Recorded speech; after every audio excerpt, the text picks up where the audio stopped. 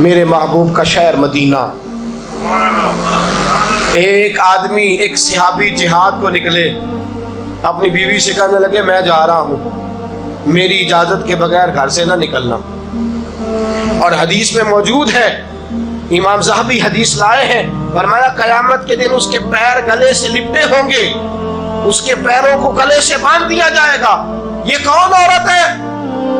رب فرمائے گا یہ وہ تھی جو خامد کی اجازت کے بغیر گھر سے نکلا کرتی تھی، بغیر اجازت کے گھر سے نکلتی تھی. سید عالم صلی اللہ تعالی وسلم، بڑی عجیب حدیث ہے، میں پڑھتا ہوں تو رو پڑتا ہوں.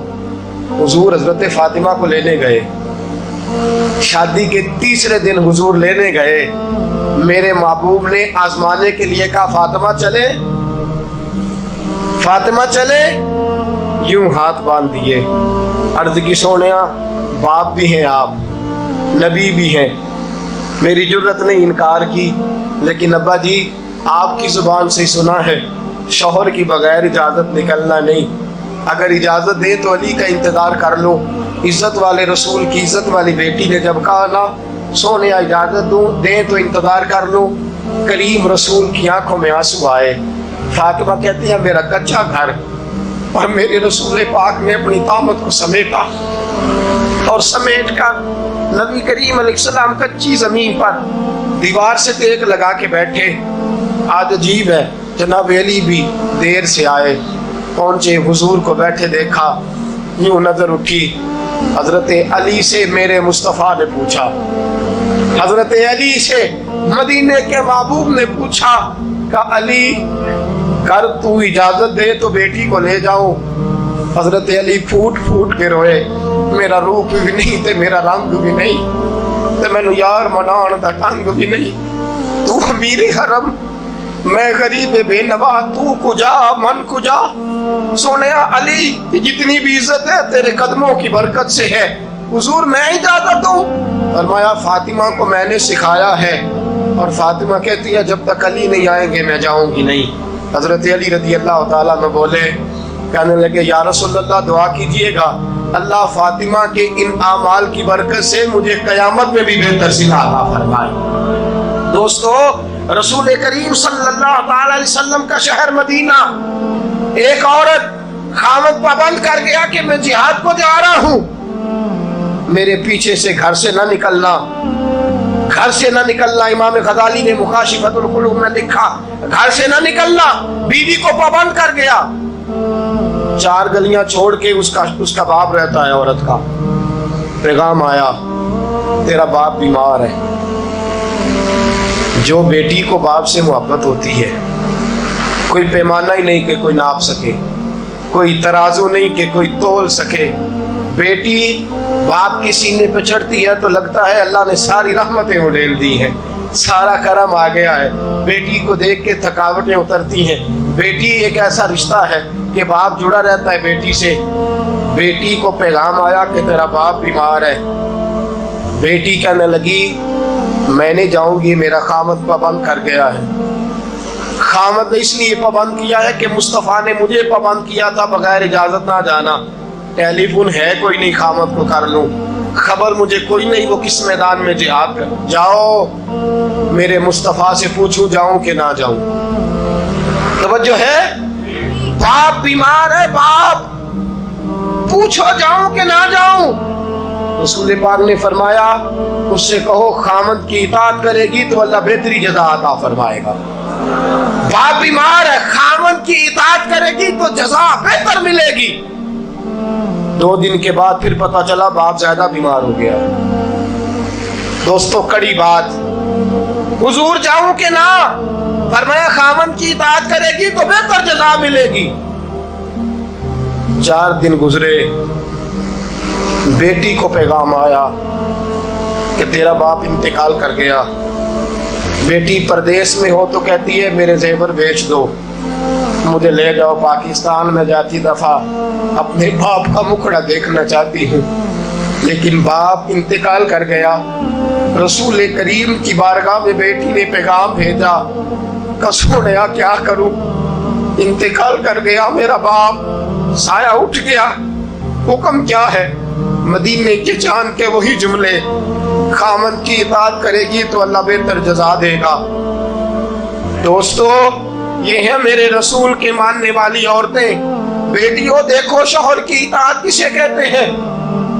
یا رسول اللہ باپ انتقال کر گیا، دفن ہو گیا، حضور نے فرمایا پتہ کرو گئی کہ نہیں گئی۔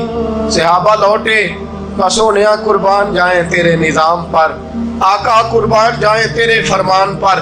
تیرے جملوں کی تاثیر ایسی ہے کہ عورتیں اگرچہ کمزور ہوتی ہیں پر تیرے دین کی پہرے دار بن گئی ہیں۔ حضور آپ کی سنت کے لیے استقامت کا پہاڑ بن گئی ہے۔ حضور وہ گئی نہیں، کائنات کے امام نے ہاتھ اٹھائے، رسول پاک نے ہاتھ اٹھائے، اور صحابہ فرماتے ہیں آج اس عورت کے مقدر جاگے، چند آنسو حضور کے گرے، اور پھر چہرے پہ ہاتھ پھیر کے فرمایا جاؤ اسے جا کے خوشخبری دے دو، تو نے اپنے خامد کی اطاعت کی ہے، تیری اس فرما برداری کی وجہ سے اللہ نے تجھے بھی بخش دیا ہے، تیرے باپ کی بھی بخشش فرما دی ہے۔ تو نے خامد کی اطاعت کی، تو بھی بخشی گئی۔ اور میں نے ایک حدیث پڑھی، خدا کی قسم اٹھا کے کہتا ہوں، حدیث پڑھی اور پھر میں نے کتاب بند کر دی۔ میں نے کہا اس سے آگے میرے اندر ہمت ہی نہیں ہے، میں پڑھ ہی نہیں سکتا۔ میں نے جیسے کہا کہ پہلے تو صحابہ کرام میں اہل بیت کو ہم معصوم نہیں مانتے، ان سے جو کوتاہیاں ہیں وہ بھی ہماری اصلاح کے لیے ہیں تاکہ ہمیں توبہ کے طریقے سمجھ میں آ جائیں۔ عزیز دوستو، میرے محبوب کی شہزادی، بس رسول اللہ صلی اللہ علیہ وسلم کی شہزادی سیدہ فاطمہ محبوب پاک کی بارگاہ میں آئیں، رنگ اڑا ہوا ہے، آنکھیں رو رو کے تھکی ہوئی ہیں۔ محبوب کی شہزادی در رسول پہ آئی، آ کے حضور کے سامنے کھڑی ہوئی، کہا یا رسول اللہ صلی اللہ علیہ وسلم، حضور آج میں بڑی الجھن میں پھنس گئی تھی، آقا آج میں بڑی پریشان ہو گئی تھی۔ حضور نے فرمایا کیا ہوا؟ کہا یا رسول اللہ میں اور علی باتیں کر رہے تھے، باتیں کرتے کرتے بات بڑھنے لگی، حضور مجھ سے کوئی ایسا جملہ نکل گیا، علی ناراض ہو گئے، مجھ سے بات ہو گئی۔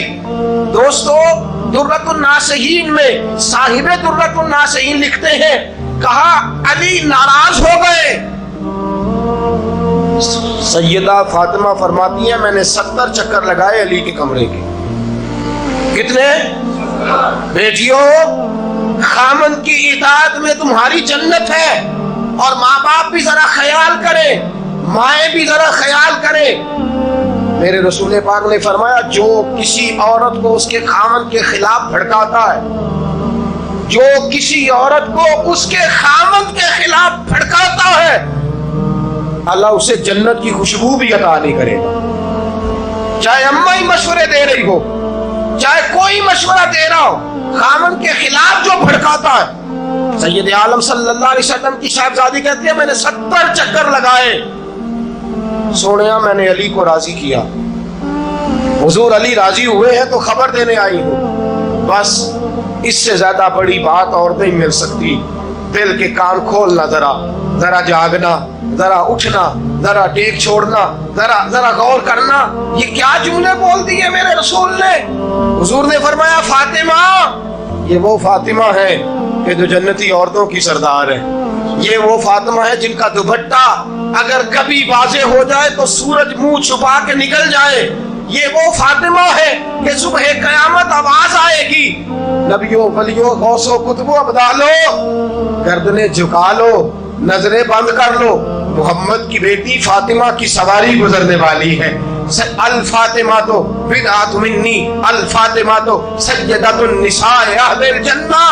حضور نے فرمایا فاطمہ تو نے اچھا کیا، علی کو راضی کر لیا، اگر علی تجھ سے ناراض رہتے اور تیرا انتقال ہو جاتا، حضور فرماتے ہیں فاطمہ میں تیرا جنازہ نہ پڑھتا۔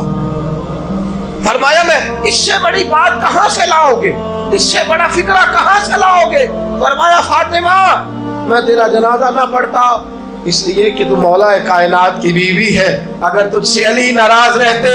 اور پھر میرے حبیب نے فرمایا جس کا خامد اس سے راضی ہوتا ہے اس کا اللہ بھی اس سے راضی ہوتا ہے۔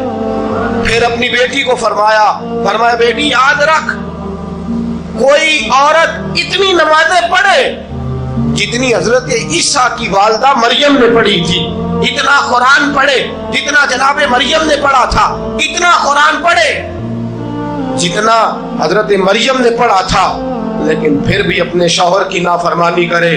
فرمایا اللہ اس کی عبادتیں قبول نہیں کرے گا، اللہ اس کی ریاضتیں قبول نہیں کرے گا، تلاوتیں قبول نہیں کرے گا۔ قبول تب کرے گا جب شوہر کی فرما برداری کرے گا، قبول تب کرے گا جب شوہر کو راضی